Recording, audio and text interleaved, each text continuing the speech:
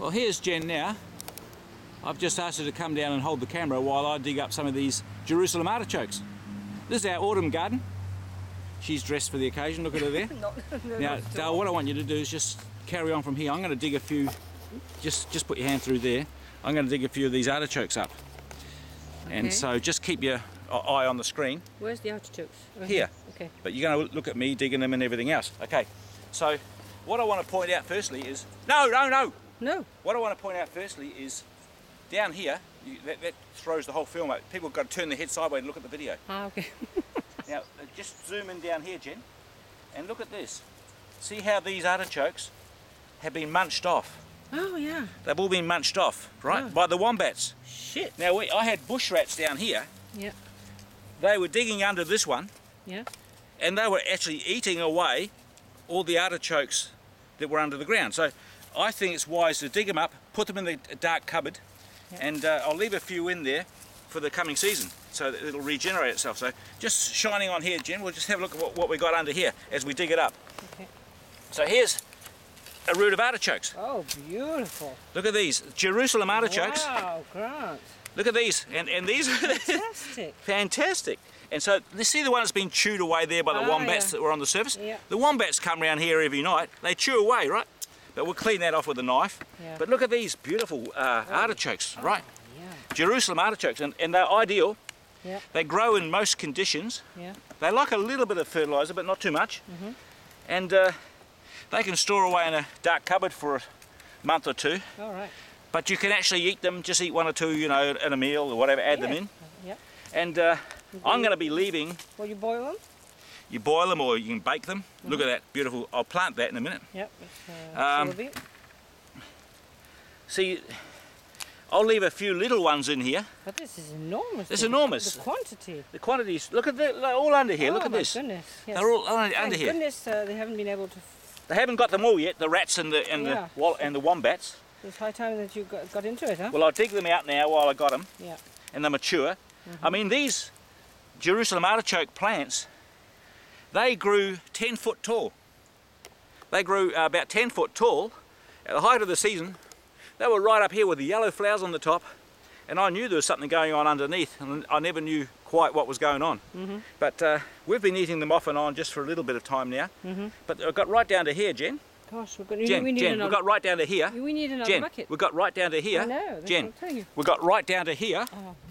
About here, right?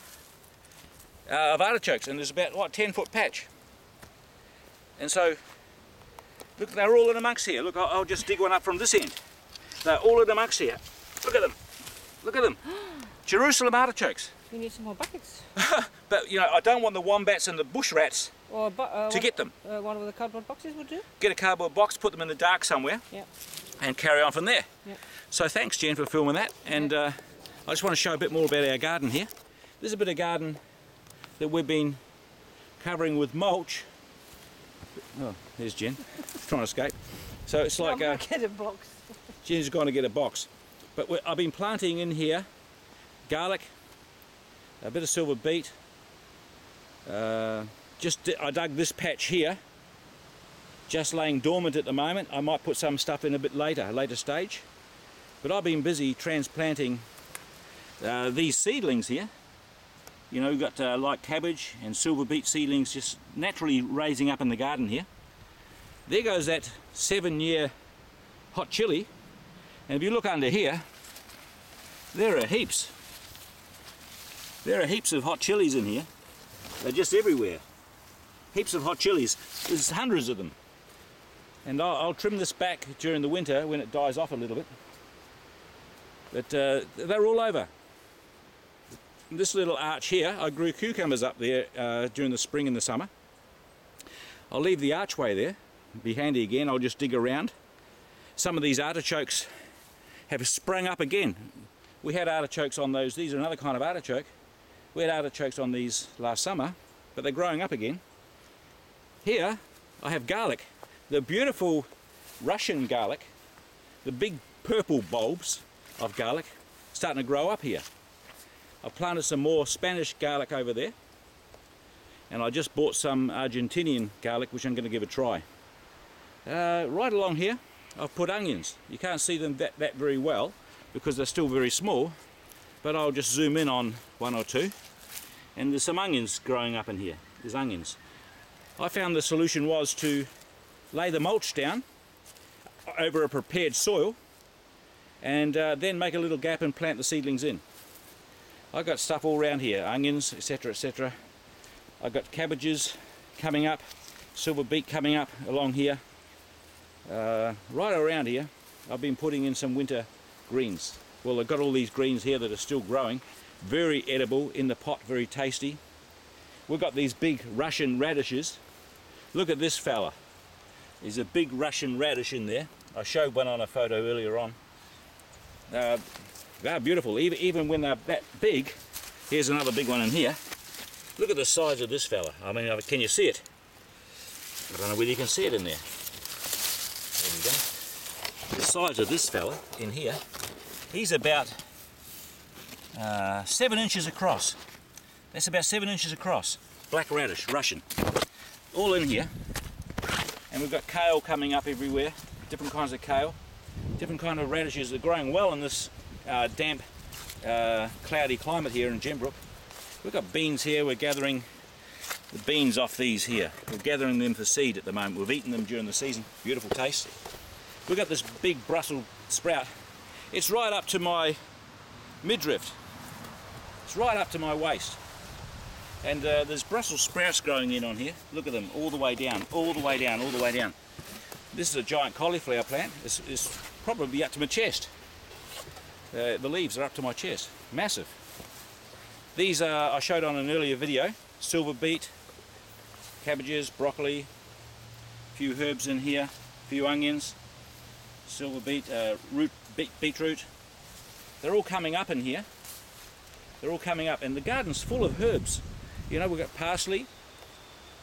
Parsley's still going. Over there, we've got that, what do you call that one, Jen? Oh, she's gone. That's that sour one. I just forget the name of it straight up now. I'll think of it in a second anyway. But all along here, I've been mulching. And the mulching is the answer. Here we have parsnips. We're still digging these parsnips. When I did the last video, we were back here. We've dug up about 20 or 30 beautiful parsnips. Of course, we've got the rhubarb. And this beautiful kale is the 2nd year growth. It's got seed on the bag at the top there, underneath. And they all drop down underneath and I plant them in the garden. We've got all kind of herbs and stuff hanging around here. Jen just comes out, she loves it. There goes a bit of arugula, a little bit of arugula growing here, a very tasty addition to a salad. We've got more of these radishes here. Got beautiful lettuce coming up everywhere. There's more arugula, more arugula. We've got some beautiful little plants and herbs all over the place here. Look at them. All over the place here. More and more parsley, more herbs, more arugula.